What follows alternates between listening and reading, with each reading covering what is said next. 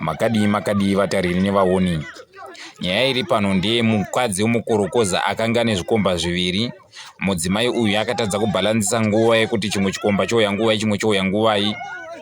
Chikomba ichi chine hembe yeyelo chiri kuratidza kuti chakanga chakwereta mai ava mari. Mai ava vakabva vataurira muchikomba chiya kuti shamwari, inini handishandi, handina kubasa kwandoinda kuti ndikudzorere mari yako. Saka iwe sezvo zvauri murume, chakakosha svika kumba tizotamba iri kurira, tizotamba inenge iri paground. Chikomba ichi kwakuuya, kwakupinda mumba, kwakuwana mune chimwe chikomba. Ndo pakatangira bongozozo rose ramurudai kuona. Muridzi wemukadzi achibva azosvikawo.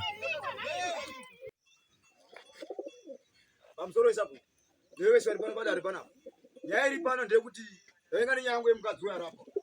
Amai avarapa. Mai avarapa inini kubva, inini basa rangu inini mudhara. Ibasa rekuchera makomba, kumazowe, BF, etina, wagweshe. Kwese kwakundochera. Asi nyaya iri ndekuti inini ndimu kumusha kwa. Ndekuti ndakasvika kumusha pese vandoda kune mari. Ndachero mai avarapa nozviziva. Ndachasina kuvaitira mai avarapa. Ndakaitira zvinhu zvese. Mombe ndakabvisa. Ndika pfuma yavo ndakavapa. Ndakapa mari yavo 5,000. Ndakapa 5,000 now. Ikuvaverengera mucha muyeso. US mabhuru aya. Ndakaverengera mai arapa. But iwo vanosiya mwana wacho hura. Inyeze nenzwa nevanhu. Ndichiwa nevanhu kuti mai ari kuhura. Wambecha ndakasvika kukomba kwambuya wangu.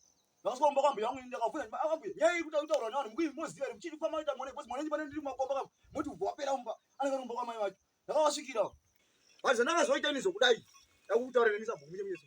Nyaya nekuti ndakaenda ndiri kumazoe. Komadzibaba no rest. Ndakazibaba no rest. Ndobva ndoti mwana wangu. Nyaya ndekuti ndikuona mafambire emukadzi wako kumusha wako. Ari kuhura zinga iri. Asi ndakukuitira munamato.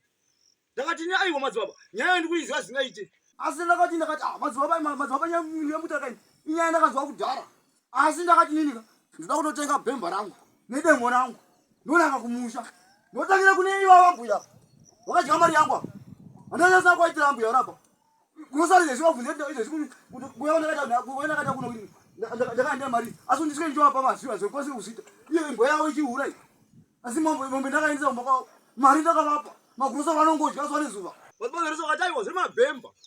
Ukauraya munhu iwoyi mhosva. Saka iwo rega ndikuitire munamato. Uzvibatire wega. Pamba pako.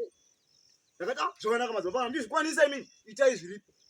Madzibaba vakandira munamato. Ndokanena kuzvikurukuru zvangu. Vandira munamato wangu wewe. Ndakatogiga matombo angu. Ndakati izvo zvisina wazara mari pandiri panapa so. Izvo izvi. Mari nayo mari. Asi njoti ndinochengeta mwana wangu pa ndipe mwana wangu. Na iwo amai wao vagera pa. Vasinganyara. Mai avanyara zingaita. Ndakwira mota kuma 9 o'clock dzeusiku. Ndaburuka mota papa. Ndikuzwa mashop mabhawa tozoti iwe wouya kumba kwako. Ndakatacha. Ndakaanza mashop iwe. Aunitaura nyaya dzemukadzi wangu. Asi ndiwo mwacho here. Amwe madzara vatoti iwe siya newana enda kumba kwako kuzvinone zvonyora vega zvinhu zvako zvikumba kwako. Ndakati go. Ndokuenda kusvika ku10. Ndikuzwa papa ndikini. Ndikaba nduna mukona vari magara paisa. Wagara paisa. Hapana masingaziya. Ndikane mari yeche zvekane mari. Ayo.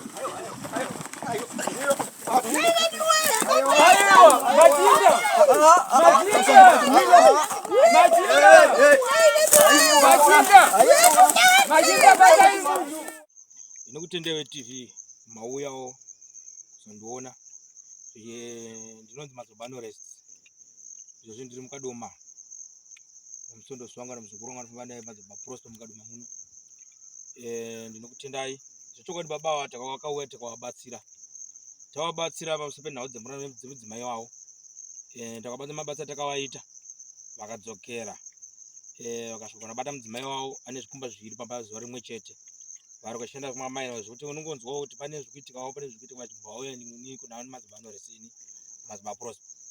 zvimwe mukadoma muno baba ndochinda zingaiti muri Zimbabwe madzibaba noresta vandibatsira zingaiti kubva kumamai nekuti ndiri kubva kumazowe ndofunga mai muziya kuti mazowe kwakusingangopindike zvekuti unongangoti uende kungowira pasi pemugodi but madzibaba noresta vari pano amuri kuona panguva ino ava vakandibatsira zingaiti inini ndogara kugokwe ndiri kugokwe ikoko mukadzi wangu inaihura asi madzibaba akasoba kunditi ndakatobva kuchibva kumai ndakatoenda kumba nditoti ndinoda kutoti usika nditema mukadzi nemunhu wake wacho kuti ndisika nditeme nambuya vangu wandaitondiwa ndaisa chikafu kuti ozvetere mwana wavo aitoriziva asi madzibaba anoresa vakati akwete mwana wangu ndikuvakire muna mato uswe pamba uswe uzvionere wega kutoti mukadzi wako ndozvaari kuita izvo saka ini ndopa kutenda kuno madzibaba anorese nekuti zvinhu zvangu zvamba gwara rakanaka mukadzi wangu ndakasvika pakuzvionera saka ndopa pakutenda madzibaba anorese